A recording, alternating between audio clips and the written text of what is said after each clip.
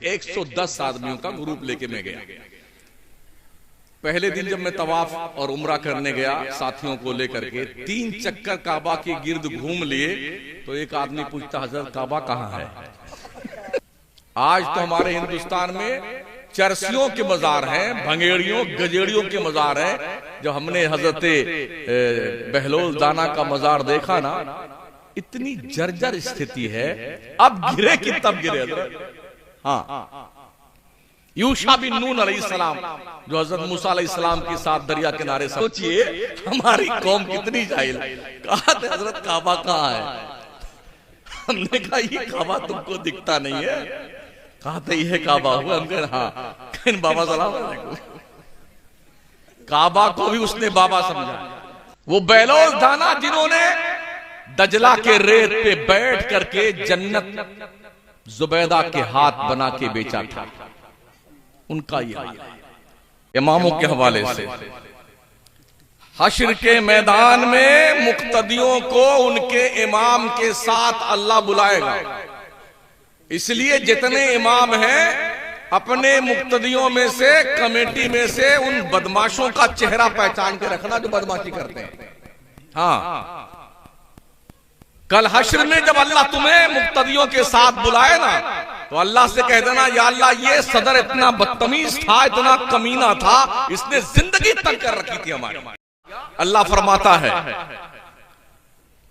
इमामों के हवाले से, हश्र के मैदान में मुक्तदियों को उनके इमाम के साथ अल्लाह बुलाएगा।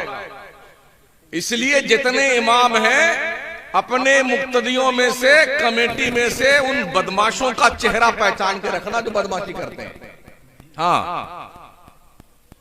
कल हश्र में जब अल्लाह तुम्हें मुक्तदियों के साथ बुलाए ना, तो अल्लाह से कह देना, या अल्लाह ये सदर इतना बदतमीज था, इतना कमीना था, इसने जिंदगी तक कर रखी थी हमारी। सेक्रेटरी उससे बड़ा बदमाश था, खजांची उसका बाप था बदमाश। जानते हो जब हश्र में अल्लाह बुलाएगा तो फिर उस दिन तो अल्लाह इनकी ही सुनेगा जो इमाम। शुक्र मनाओ जो इमामों के बकते जो है खुराफातें बकते हो ना, उल्टे सुल्टे, उनके पीठ पीछे बुराइयां करते हो, इल्जाम लगाते हो। तनख्वाह क्या? 5,000 6,000 तनख्वाह, 5,000 तनख्वाह इमामों की। कितनी हैरत हमको ये मालूम हुआ कि इस इलाके में कोई 5 क्विंटल गेहूं कमी मिलता है इमाम साहब को, कुछ धान मिलता है, कुछ क्या मिलता है, अनाज मिलता है, और कोई खर्चा नहीं मिलता उसके अलावा। 2-4 हजार रुपये ली।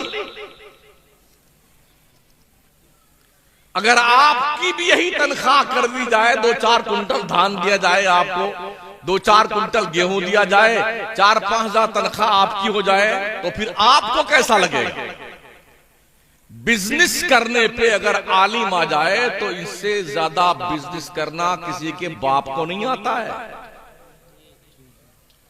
किताबुल बुयू का हर बाब ये पढ़ते हैं, बे मुजारबत क्या है, बे ताती क्या है, बे सलम क्या है, बे मनसूख कब होती है और बे मुनाकिद कब होती है, उसकी कंडीशन क्या है, ये सारी किताबें हम लोग पढ़ते हैं फिक़ह के अंदर।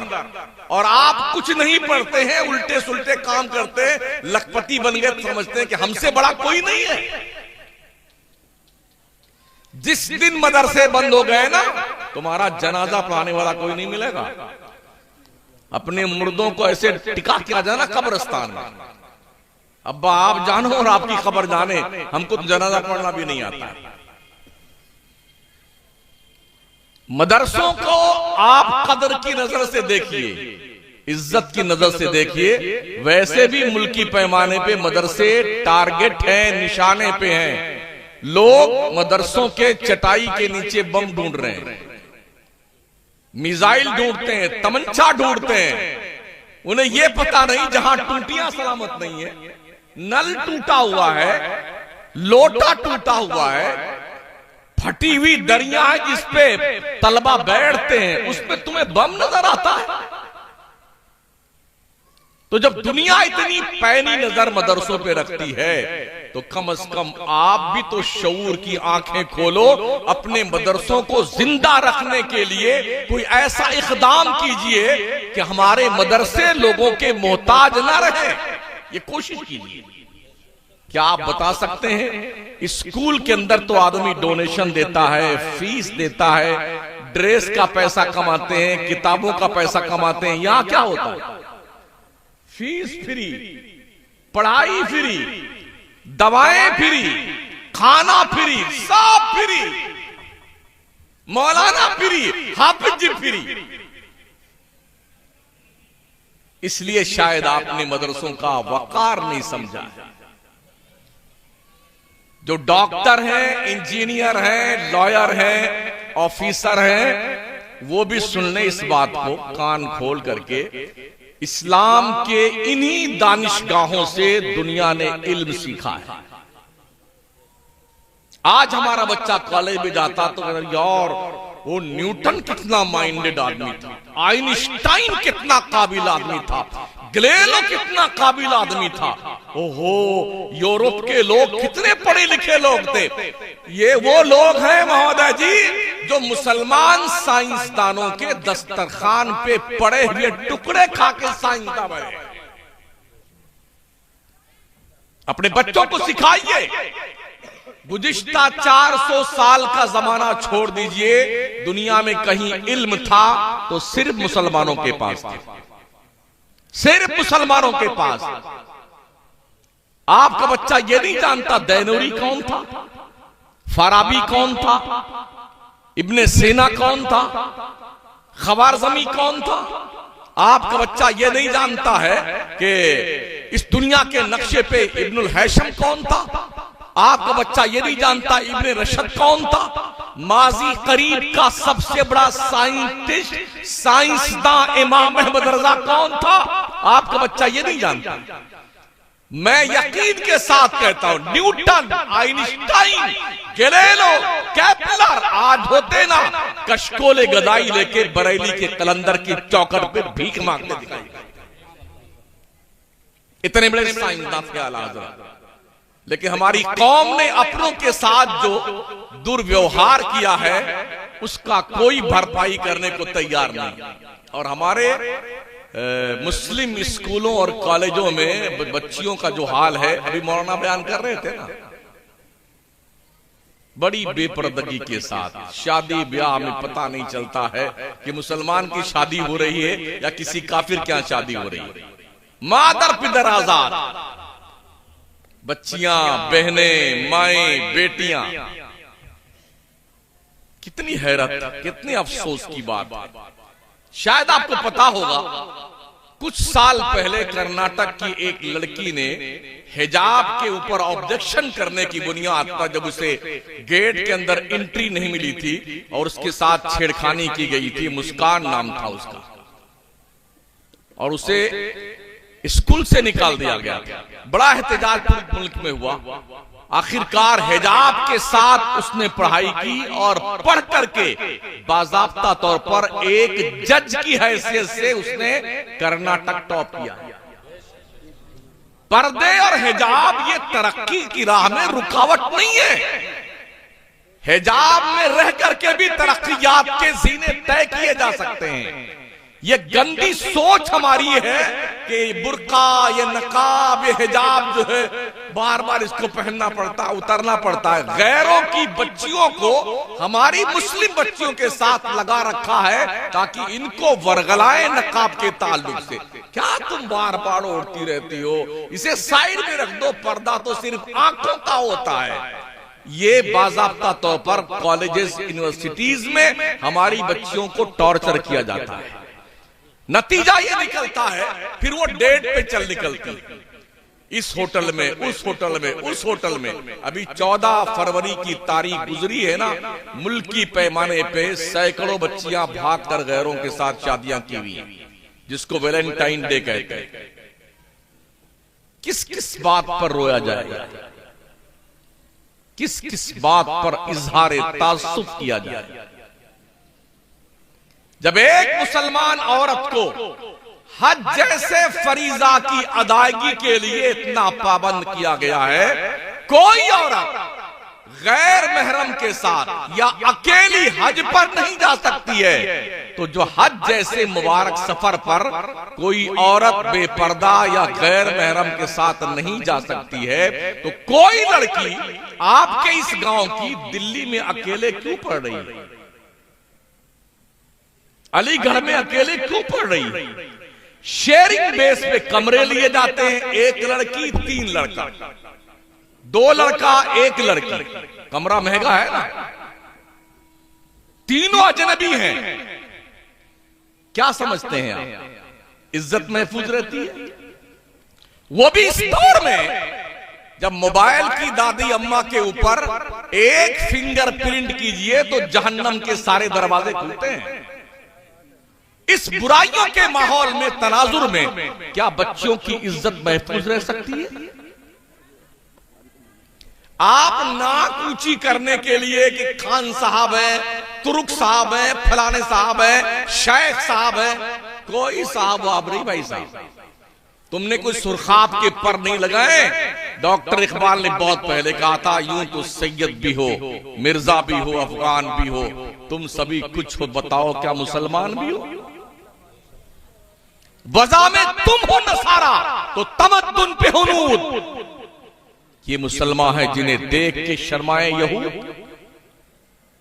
आज हमारी कम्युनिटी पढ़ती नहीं है, मुसलमान नहीं पढ़ता है, तालीम नहीं हासिल करता है, 8वीं 10वीं 12वीं पढ़ते पढ़ते फिर वो दिल्ली, बंबई, कलकत्ता यहां का रुख कर लेता है, चाहे वो अपने गले में पान की दुकान लड़का के गली गली पान बेचता है, कोई प्लेट साफ करता टेबल पर। क्यों करते हो यार, क्यों नहीं पढ़ते हो यार? इस्लाम का सबसे पहला मैसेज हजरत ईसा के आसमान पर उठाए जाने के 571 साल के बाद अल्लाह जब पहली बार गारे हिरा में अपने मुस्तफा से मुखातब हुआ तो सबसे पहला मैसेज था क्वालिफिकेशन का, इकरा इकरा बिस्मि रब्बिकल लज़ी खलक। जिस मुसलमान के मजहबी किताब का पहला चैप्टर क्वालिफिकेशन है, उस मुस्लिम कौम का हाल यह है, मुल्क हिंदुस्तान में शेड्यूल कास्ट से भी निचले स्तर पर तालीम हमारे मुसलमानों की है। झाड़ू लगाने वाली कौम हमसे ज्यादा पढ़ी लिखी हुई है। अभी 4 महीना पहले हिंदुस्तान के हाई कोर्ट की एक रिपोर्ट छपी थी, जिसमें बताया गया था पूरे हिंदुस्तान में हाई कोर्ट में तकरीबन 600 जज हैं, जिसमें से 582 जज पंडित जी और ठाकुर साहब थे, सिर्फ 18 जज थे जो मुसलमान और अदर कास्ट के लोग थे। हम कितने पढ़े लिखे लोग,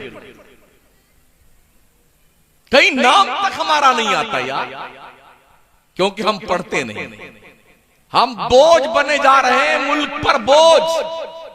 ऐ लोगो, मुल्क पे बोझ नहीं, मुल्क की जरूरत बन जाओ, जरूरत। दुनिया नेग्लेक्ट नहीं कर सकती है आपको। पढ़िए, इतना पढ़िए कि दुनिया आपको देख के महवे हैरत रह जाए। जब तक हम पढ़ते थे ना, हमने दुनिया पे हुकूमतें करी हैं। बैक वक्त 3 बर्रे आजम पे मुसलमानों ने हुकूमत की है, 3 बर्रे आजम पे। और जिस वक्त स्पेन की सरजमीन से मुसलमान जाने लगा है, तो मुसलमानों ने जो रसदगाहें साइंसदानों ने बनाई थी, जहां से बैठकर वो इजराम फल्की का जायजा लेते थे, सितारों की गर्दिश का पता लगाते थे, जब अंग्रेजों ने उस पर कब्जा किया तो उन्हें वो मशीनें चलाना नहीं आता था जो मुसलमानों ने बनाई थी। वो पढ़े लिखे हमारे लोग, तो उन्होंने जब देखा कि मशीनें हमें चलाना नहीं आता है, तो उन दानिशगाहों को चर्च की शक्ल में तब्दील कर दिया था। कितना बड़ा अलमिया हमारे साथ हो रहा है। हमें तो बस रोज खाना चाहिए, किस ढाबे में कौन सा स्पेशली डिश मिलती है, कौन सी। दिल्ली तक, यहां से लेकर के दिल्ली तक ढाबों पे, किसी होटल पे देख लीजिए, मुसलमान सबसे आगे खाने में है। हाँ, इसीलिए तोंद बढ़ती जाती है, इल्म घटता जा रहा है।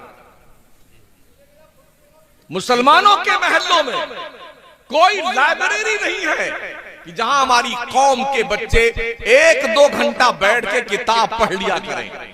ए मुस्लिम कौम के लोगों, हर मुसलमान अपने घर में एक मिनी लाइब्रेरी बनाए। 150 किताबें घर में रखो ताकि तुम्हारी औलादें घर में बैठ के किताब पढ़ा करें। मगर क्या कीजिएगा, 3 साल के बच्चे से लेकर के 80 साल के बुढ़े तक के हाथ में एंड्रॉइड मोबाइल। कान में बेटे ऐसे ठूंस लेते हैं, अगर खुदा ना खास्ता किसी घर में आग लग जाए ना तो चिल्ला चिल्ला के लोग थक जाएंगे, वो सब जल करके मर जाएंगे कमरे में ही, सुनने में नहीं आता उनको। हर आदमी अपने काम में मस्त है और एक ऐसी बीमारी ये पड़ गई है हमारी कौम के बीच में कि इसका कोई इलाज नहीं सकता। ये कुछ नया काम कर रहे हैं क्या आप नेताजी?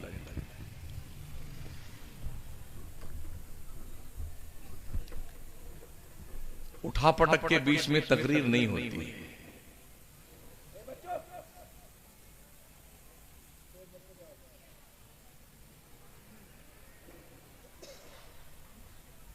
ये कम पढ़े लिखे लोगों की पहचान है। हम साउथ में भी जाते हैं तकरीर करने के लिए, एक बंदा नहीं बोलता, हजारों का मजमा है, सिस्टमैटिक ढंग से लोग बैठते हैं। और ऐसा भी नहीं सुभान अल्लाह बोलिए, जोर से चिल्लाइए, लहराइए पैर, कुछ नहीं, चुपचाप आप तकरीर कीजिए, बंदे चुपचाप सुन रहे होते हैं। नॉर्थ और ईस्ट के हमारे मुस्लिम दानिशगाह चलाने वाले लोगों को बहुत कुछ साउथ इंडिया के मुसलमानों से सीखने की जरूरत है।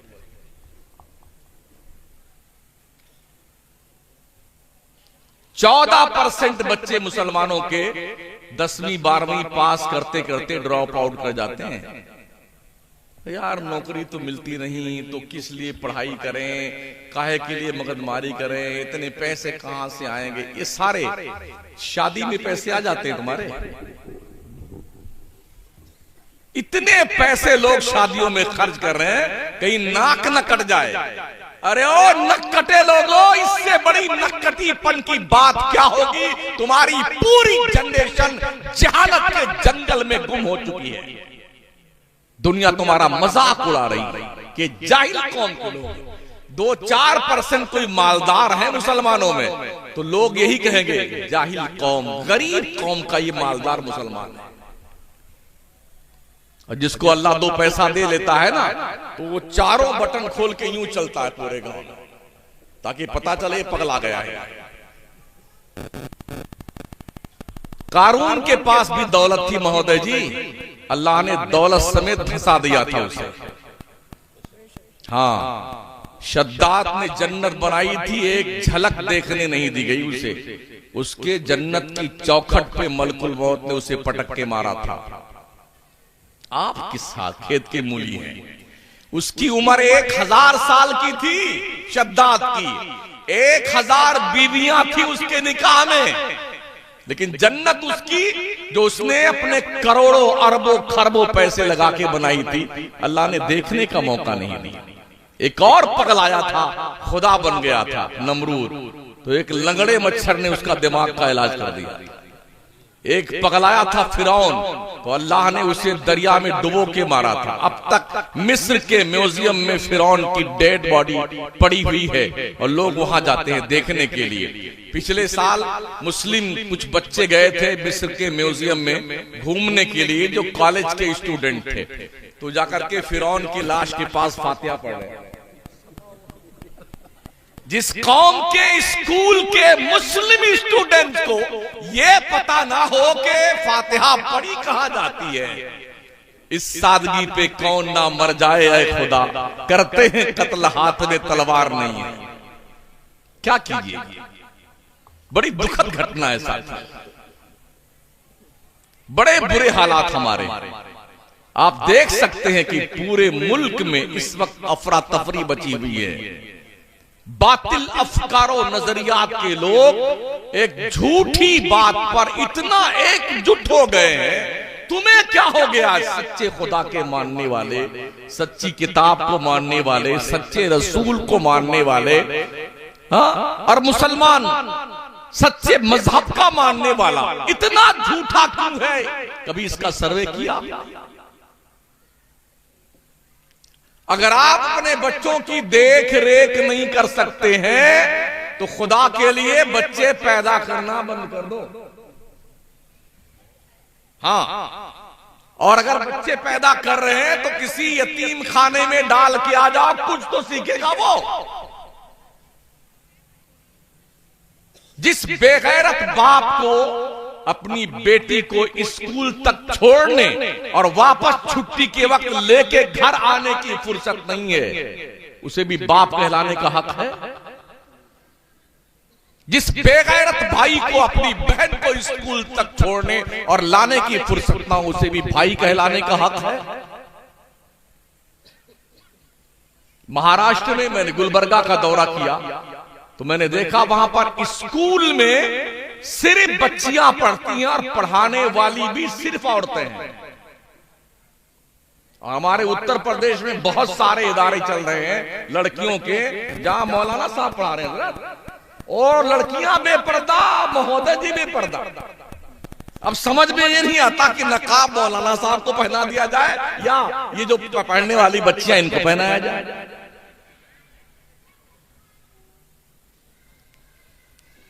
नेपाल के बॉर्डर पे बहुत सारे इदारे बच्चियों के चलते हैं जहां मौलवी यूं ओपन बैठ करके बेपर्दगी के साथ बच्चियों को पढ़ाता है। अम्मा आयशा सिद्दीका फरमाती है, अल्लाह की इज्जत की कसम, मैंने कभी नहीं देखा मेरे मुस्तफा का हाथ किसी गैर महरम के हाथ से कभी टच हुआ। हमें क्या हो गया? पीर आता है तो उस घर में जिसमें वो आराम फरमाता है ना, उसकी बेटी, उसकी बहन, उसकी बीवी, ओहो पीर साहब बहुत थके हुए, पैर दबाओ, सर में तेल लगाओ, कसम खुदा की कितना बेगैरत है उस घर का बाप, उसका गार्जियन जो ऐसी बेगैरती में अपने घर की औरतों को मुलव्विस होता देखता है, उसकी गैरत मर नहीं जाती है।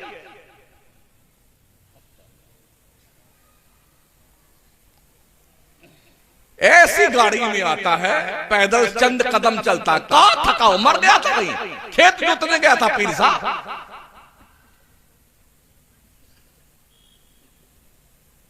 इस पागलपन को अपने माहौल से दूर कीजिए। जब कई जगहों पे मैंने पीरों के खिलाफ तकरीर की तो कुछ एक पीर ने क्या कहा, मौलाना जरूर बोलिए वरना हम पीरों का नफ्स बहुत मोटा हो जाएगा। मैंने कहा इसीलिए मैं पतला कर रहा हूं, इतना नफ्स मोटा हो गया है, इल्ला माशाअल्लाह बेगैरत पीरों का। नमाज अजान होती रहती है और पीर साहब सोए हुए हैं घर में, बस जब पीरवे नमाज नहीं पढ़ेगा हजरत तो मुरीद नमाज पढ़ेगा।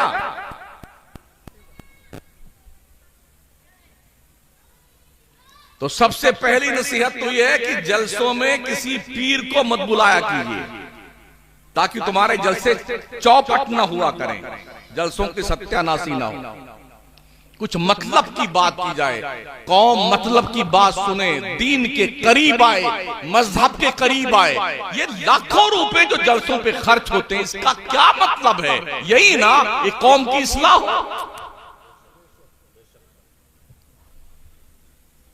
हमने ये भी देखा है, घोड़े का मजार, बिल्ली का मजार, घोड़े के टांग का मजार, गधे का मजार, चरस बेचने वाले का मजार, सट्टे का नंबर बताने वाले का मजार, उसके मजार पे 2-2 करोड़ का मार्बल मकराने का लगा हुआ है, चरसियों का।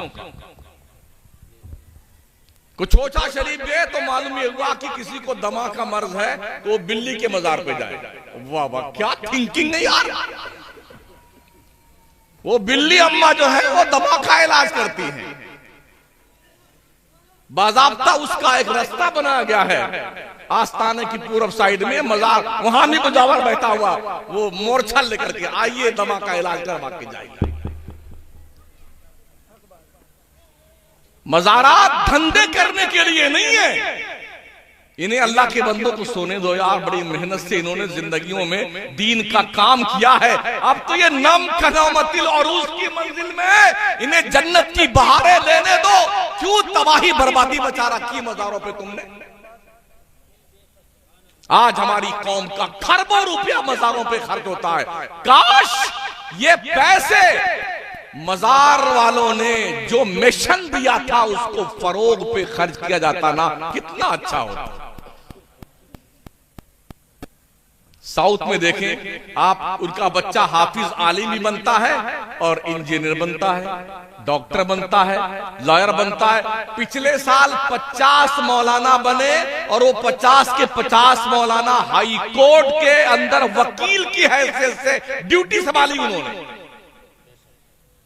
तो हम ऐसा क्यों नहीं कर सकते? यहां हम भी कर सकते हैं ऐसा। जब एक आलिम वकील बनकर कोर्ट में जाएगा तो झूठ का खात्मा वहां से होगा। लोगों के मुकदमात देर तक लंबित नहीं रहेंगे। खामखा मुद्दई को और मुद्दा अलय को फंसा के पैसा नहीं लूटा जाएगा, बल्कि इंसाफ का चिराग जलाया जाएगा। ये कोशिश तो कीजिए ना यार। सिर्फ हाफिज जी बना दिया, चंद किताबें पढ़ा के मौलवी साहब बना दिया। जाइए कहीं इमामत कीजिए, कहीं पर जाकर के मदरसा पढ़ाइए, बंद कर दीजिए ये सारा कारोबार। इससे नुकसान होगा, सिर्फ नुकसान। और फिर ये होगा कि जाहिल लोग ऐसे लोगों पर हाकिम बन करके बैठेंगे, हम जो कहें वही आप मानिए। और अक्सर लोग सरेंडर हो गए। हाँ, जैसे ही सदर साहब आते हैं तो मौलाना कुर्सी छोड़ के भाग जाता है। हाँ, आइए बैठिए, आइए बैठिए। बहुत दुखद घटना है साथी, हमारे हालात बहुत बुरे हैं। मुल्की पैमाने में अर्ज कर रहा हूं आपसे।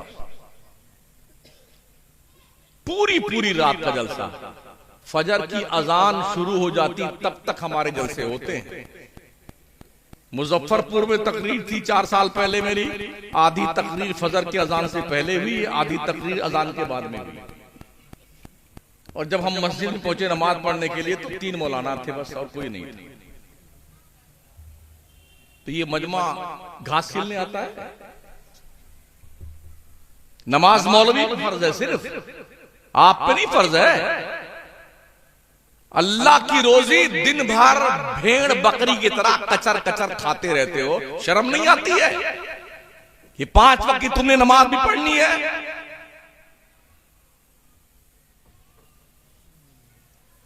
अल्लाह इरशाद में वसारिऊ इला मगफिरतिन मिन रब्बिकुम व जन्नतिन अर्दुहस समावातु वल अर्द उइद्दत लिल मुत्तकीन। लोगों दौड़ो अपने रब के बख्शिश की तरफ, उस जन्नत की तरफ जिसकी चौड़ाई जमीन व आसमान के बराबर है। जो जन्नत मुत्तकियों के लिए बनाई गई है, परहेजगारों के लिए बनाई गई है। किसी से पूछिए आप जन्नत में जाए? हाँ इंशाअल्लाह जरूर जन्नत। नमाज पढ़ते, हाँ कभी कभी जुम्मा पढ़ लेते, हाँ पढ़ लेते हैं कभी कभी जुम्मा पढ़। कॉन्फिडेंस इतना है जन्नत में जाने का, अल्लाह की कसम मैं नहीं बता सकता मेरी ज़ंबीले हयात में कोई ऐसी नेकी है जिस पर मुकम्मल कॉन्फिडेंस से मैं कह सकूं कि मैं जन्नत में जाऊंगा। आपके पास है कुछ?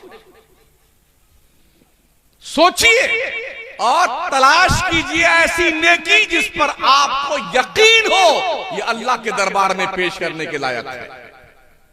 हर नेकी फसादे नियत का शिकार है। अमल हमारे इतने बिगड़े हुए हैं और फिर भी हो सुन्नी जन्नती मुसलमानों टिकट बांटा जा रहा है। पीर अपने नंबर से टिकट बांटता है, खतीब अपने नंबर से टिकट बांटता है और शायर अपने नंबर पे टिकट बांटता है। 10 एक बार सुभान अल्लाह कह दो, 10 पेड़ लग गए जन्नत में आपके। तब क्या कहा?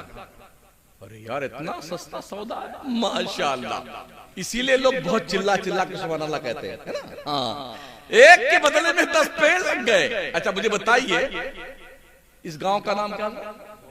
धौलरा की सरजमीन पर 1 इंच भी जमीन आपके पास नहीं है। 10 पेड़ लेके आ जाइए खरीद के नर्सरी से, कहां लगाएंगे? कहां लगाएंगे बता मुझे अपना। जन्नत में जमीन तो ली नहीं तुमने, लगाओगे कहां से? कभी पूछा उस शायर साहब से, उस खतीब साहब से पूछा जो जन्नत एक बार सुभान अल्लाह कहने पे 10 पेड़ लगवाता है जन्नत का? कभी पूछा उससे? पहले जमीन खरीद लो, जमीन जन्नत की। अल्लाह के नबी फरमाते हैं जो ये मस्जिदें हैं ना, ये जन्नत की क्यारियां हैं। हाँ, जन्नत की क्यारियां। यहां भी बेटे हमने देखा कभी कभी हम भी मुक्तदी बनते हैं। वैसे हैं तो इमाम मस्जिद में, कभी कभी मुक्तदी बनने का शरफ हासिल होता है। तो देखते क्या है, जब 2 बुढ़े इकट्ठा बैठते तो उसको यूं चिमटी काटता है ताकि यहां से किसी का दोस्त पहले आ गया, नियत बांध लिया, और वो पीछे बाद में आया तो उसके पास आ गया ताकि हंस दे नमाज में। बेशर्मो, तुम्हारी गैरतें मर गई।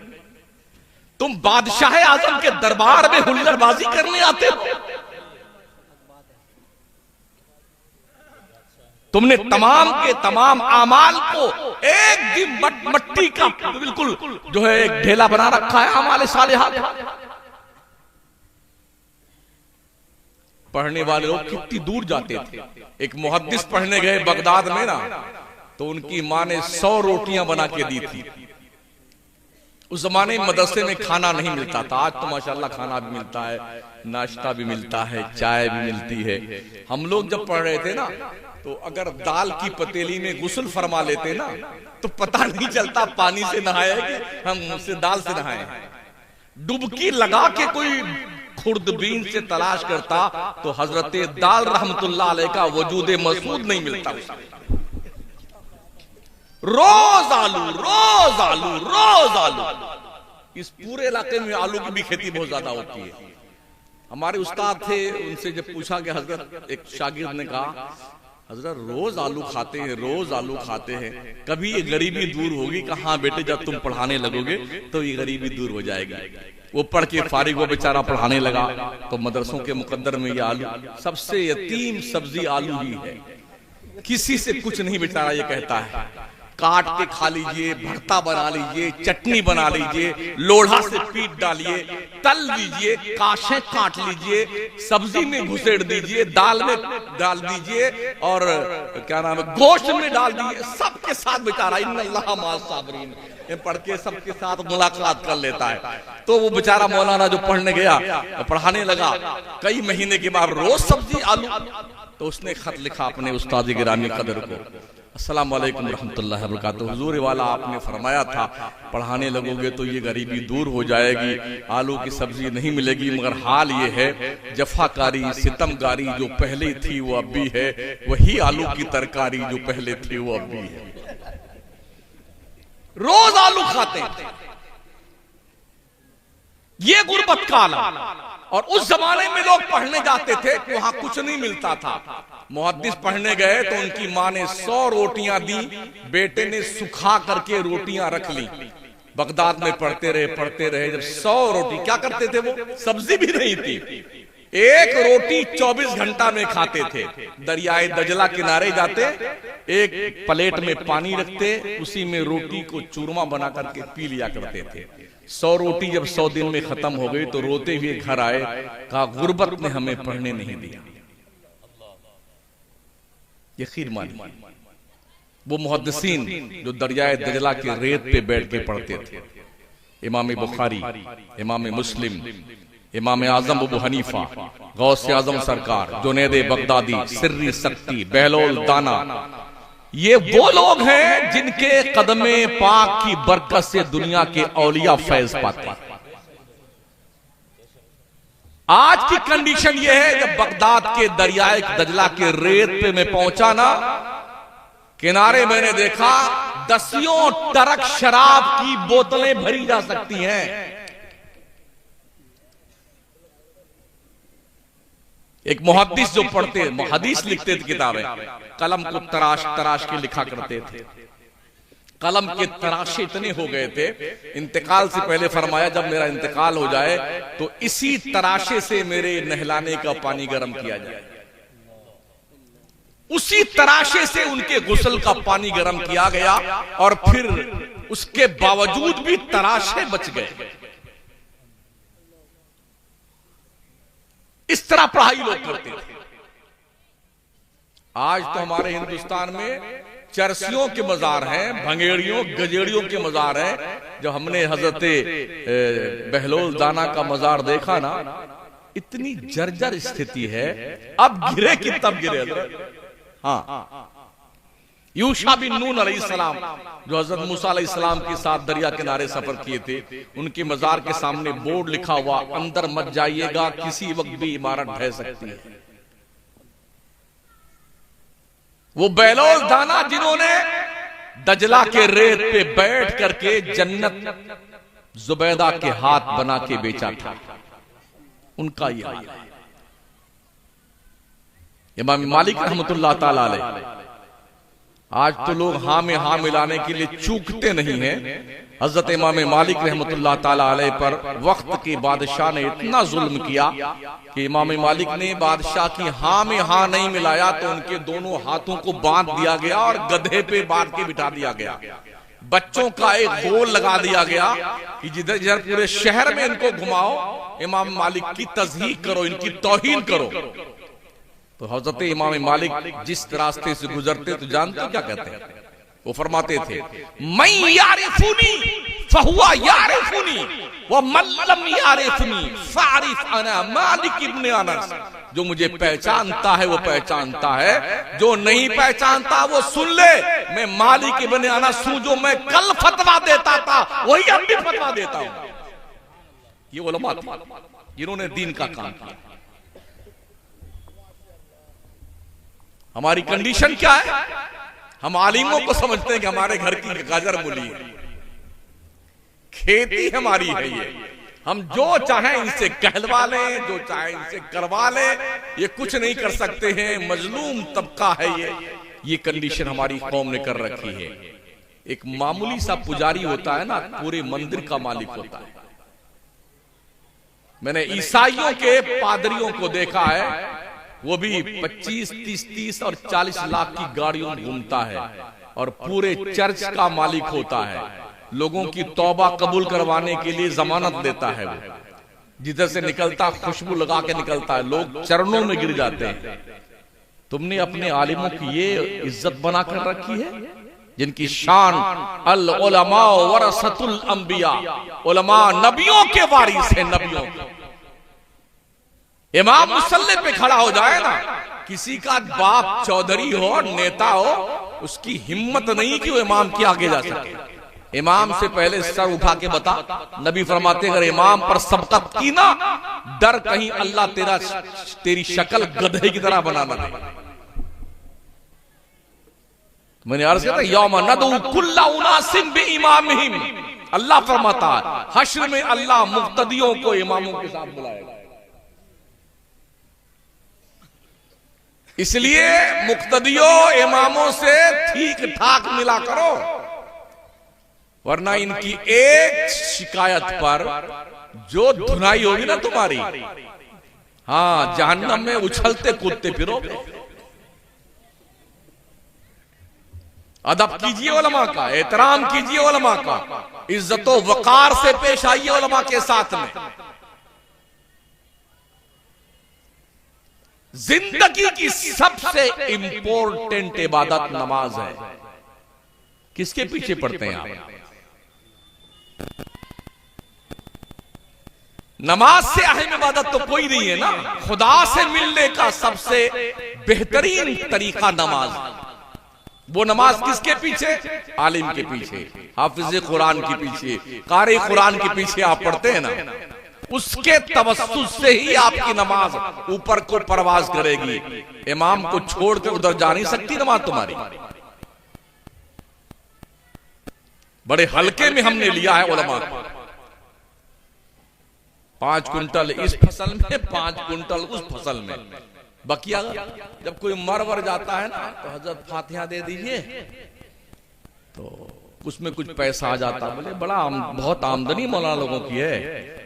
10वां में, तीजा में, बरसी में, 40वां में खूब फातिहा, खूब फातिहा, खूब फातिहा।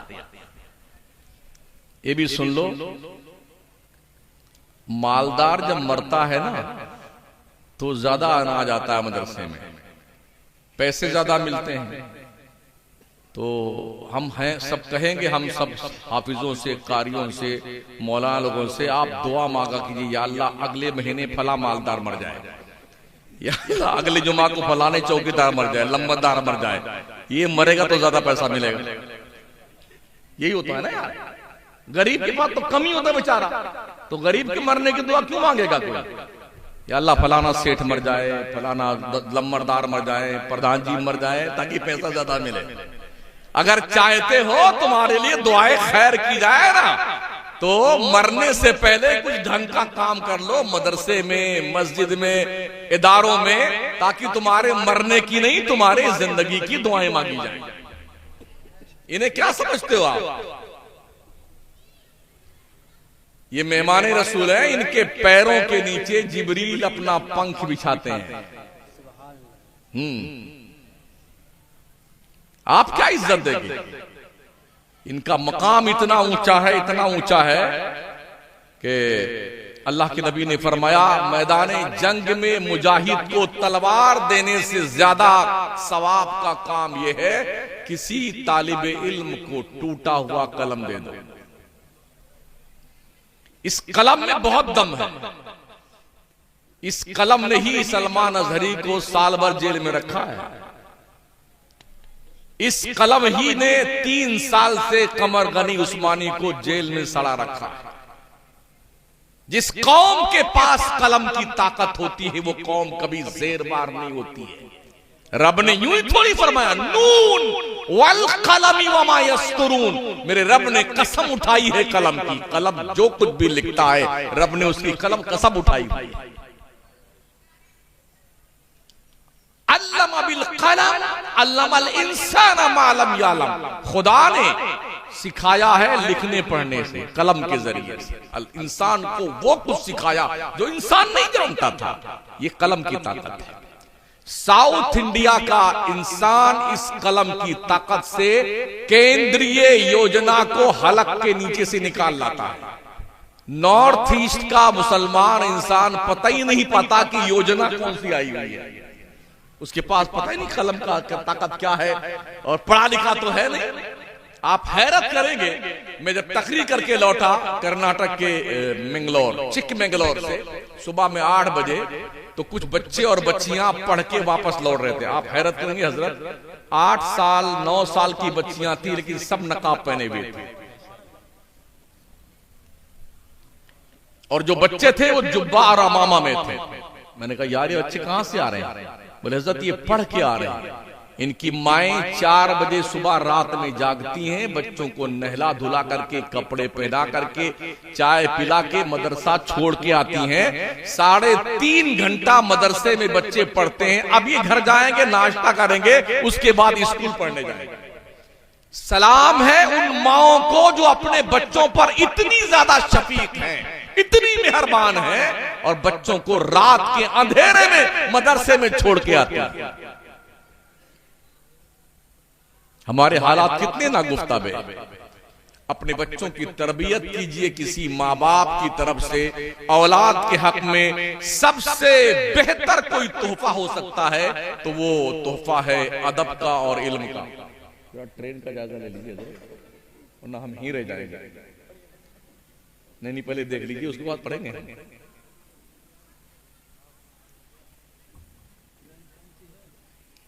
लखनऊ में 1:36 पर, तो मुझे अब इन्ना लिल्लाहि व इन्ना इलैहि राजिऊन पढ़ लेना चाहिए 5 मिनट के अंदर।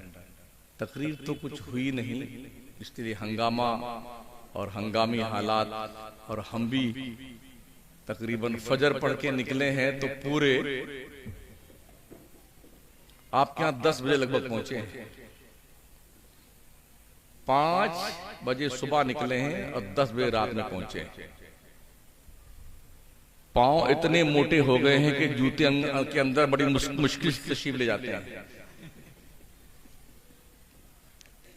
हजरत अल्लामा मुजफ्फर साहब बार बार फोन करके मुझे कहा पहुंचे, कहा मुझे, अरे हमने कहा तस्बीह लेके बैठ जाओ हजरत की हम पहुंच जाए खैरियत से, यही भलाई है। हमारी जहालत बहुत ज्यादा साथियों। हम अभी टूर ले गए थे उम्रे का, एक वाकया बताएं आपको, आदमी कितना जाहिल है। हमने स्कीम निकाली थी 7,000 रुपए महीना जमा कीजिए, 11 महीने 77,000 रुपए में, फिर 17 दिन के टूर पे चलिए। तो हमारे गांव से कोई 20 आदमी थे, तो 110 आदमियों का ग्रुप लेके मैं गया। पहले दिन जब मैं तवाफ और उम्रा करने गया साथियों को लेकर के, 3 चक्कर काबा के गिर्द घूम लिए, तो एक आदमी पूछता, हजरत काबा कहाँ है?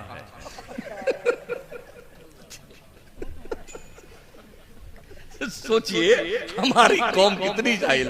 कहा था हजरत काबा कहाँ है? हमने कहा ये काबा तुमको दिखता नहीं है। कहा था ये काबा हुआ। हम कह हाँ, बाबा सलाम अलैकुम। काबा को भी उसने बाबा समझा, कहा बाबा सलाम अलैकुम। हम कितने दूर हैं अपनी कौम से कि अब तक हमारी सुन्नी कौम को यही नहीं पता है कि काबा क्या है। और हमने इतना एडवर्टाइज बाबाओं का कर दिया है कि लोग काबा को भी बाबा समझने लग गए।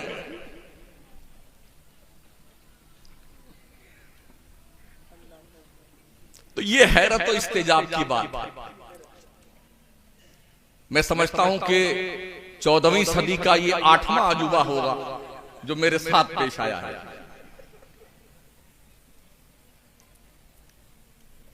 जबकि उसका लड़का भी आलिम है। हैरत इस बात पर उसका लड़का भी मौलाना है जिसने ये कहा कि मतलब काबा कहां है। आप था मस्जिद में, इमाम साहब कौन है? हजरत कई आदमी नमाज पढ़ते हैं। अरे मुस्कुराइए कम तो बता दीजिए, एकदम बिल्कुल बिला तकल्लुफ। अरे यार कमी है कितनी है तो बताओ। ला हौला वला कुव्वता इल्ला बिल्लाहिल अज़ीम। ये पूरा मुझे लगा मुसलमानों का इलाका ही है? अरे नमक हरामो, बेगैरत, बेहया, बेशरम, कहीं चुल्लू पर पानी मिले डूब के नाक रगड़ के मर जा। 10 नमाजी, ला हौला वला कुव्वता इल्ला बिल्लाहिल अज़ीम। किस बाबरी मस्जिद को रोया जाए यार? नमाज ही नहीं पढ़ते तुम यार। और फिर वहाबी वहाबी वहाबी, अरे पूरा इलाका खा गया वहाबी। तुम्हें पता है, जाइए ना इधर चंडीगढ़ से लेके जो ये बेल्ट है ना, देवबंद सहारनपुर साइड की बेल्ट है, पंजाब का इलाका, सब खा गए लोग। आपका आता पता नहीं है। आप चिल्लाते रहिए मसलक आला हज़रत जिंदाबाद, ताजुश शरिया जिंदाबाद, अल्लामा जिंदाबाद, शमसुद्दीन जिंदाबाद, सब मुर्दाबाद है, कोई जिंदा उंदाबाद नहीं।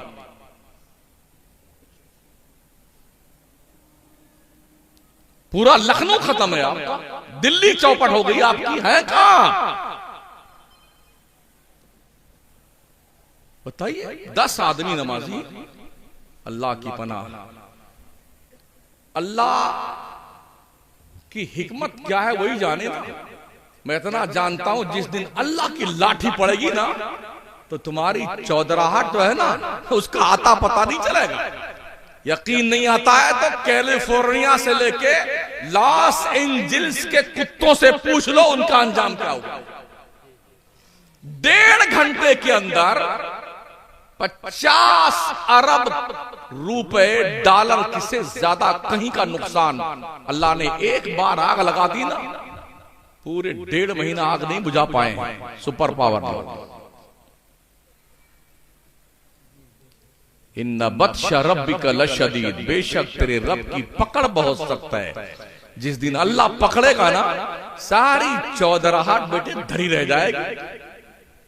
प्रधान जी साहब है, लंबरदार है, ठेकेदार है,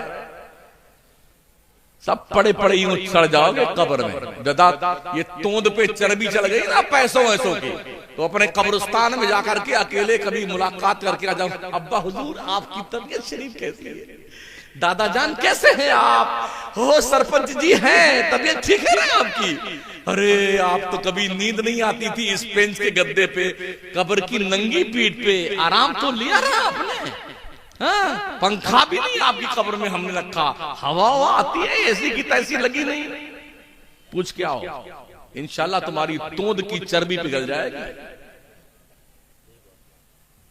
मदरसों की कदर कीजिए, उलमा का एहतराम कीजिए, बच्चों को पढ़ाइए। मारहरा के सादात का ये सेंटेंस याद रखिए, आधी रोटी खाओ, बच्चों को पढ़ाओ। खा खा के तोंद बढ़ सकती है, लेकिन पढ़ाओगे ना तो तुम्हारी मरने के बाद, तुम्हारी रूह निकलने के बाद यही बच्चे तुम्हारी कब्रों के पास बैठ के तुम्हारे बख्शिश की दुआएं मांगेंगे। तुम्हारा डॉक्टर कहीं गुर्दा चोरी कर रहा होगा, तुम्हारा इंजीनियर कहीं फसाद फैला रहा होगा, कहीं लॉयर जो लड़का होगा वो काली कोट, काला कलाम, काला टाई लगा के काला काला काम कर रहा होगा, और ये बेचारे लेकर के कुरान में, अब्बा आप मर रहे, अल्लाह ये मेरी माँ है, अल्लाह ये मेरा बाप है, मैं सूरह यासीन पढ़ रहा हूँ, परवरदिगार मेरे अब्बा की रूह अगर इंतकाल का वक्त आया तो आसानी से निकल जाए, अगर नहीं तो अल्लाह मेरे अम्मा को, मेरे अब्बा को शिफा याब कर दे। यही बच्चे जाएंगे, ठीक है ना। कभी फिर वक्त मिला, टाइम पे मुझे पहुंचना हो गया, अल्लाह करे तो तफसीली गुफ्तगू करेंगे आपसे। अभी तो तकरीर मैंने की नहीं, थोड़ा तकरार किया है आपसे जी। यार जिंदा सोबत बाकी। और वैसे मदरसा तो हमने ऊपर बस देखा, बाहर की दीवार देखा है। आमतौर पे मदरसों का हाल बहुत बुरा होता है, लेकिन ये ठीक दिख रहा माशाल्लाह मदरसा मुझे, हाँ अल्लाह करे ठीक करे माशाल्लाह। ये एक इम्तियाजी शान आपके मदरसे की है, अल्लाह सलामत रखे सबको। जी जी जी, बहुत खुशी की बात है। ये हिंदुस्तान का तन्हा मदरसा है जो इस कंडीशन चल रहा है।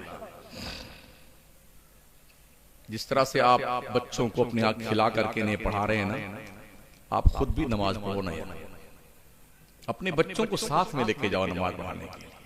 आपने देखा होगा, अभी मैं गोरखपुर गया था, तकरीर थी मेरी गोरखपुर के पास में, बहुत लंबी लाइन लगाई थी वहां पर अंदर दर्शन करने वालों की। हजरत हजारों मुसलमान औरतें नकाब पहले वहां पहन करके मूर्ति की जियारत करने जा रही थी। इसी हफ्ते की बात है, हजारों मुस्लिम औरतें। तो इनके बच्चे, छोटे छोटे बच्चे, वो यूं अदब से खड़े रहते हैं लाइन में, घंटों लाइन में। और हमारे बच्चे मस्जिद में आते थे, कबड्डी खेलते हैं, हाँ पटकिन पटका खेलते हैं मस्जिद में आकर। तो आप मस्जिद में आए तो बच्चों को साथ में लेके आए और अपने बगल में खड़ा कीजिए। होता क्या है, जैसे कोई आया, देखा आगे बच्चा पहली सब में खड़ा है, उसको पकड़ा दूसरी सब में ले आए, खुद वहां खड़े गए। तेरे बाप का घर है, क्यों हटाया बच्चे को तुमने? दूसरा आया दूसरी सब में, तो उसने निकाला तो उसको तीसरी में कर दिया।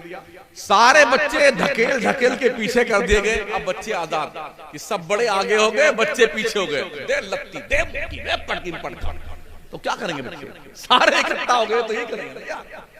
हर बाप अपने बच्चे को, अपने भाई को, हर भाई अपने बगल में खड़ा करे।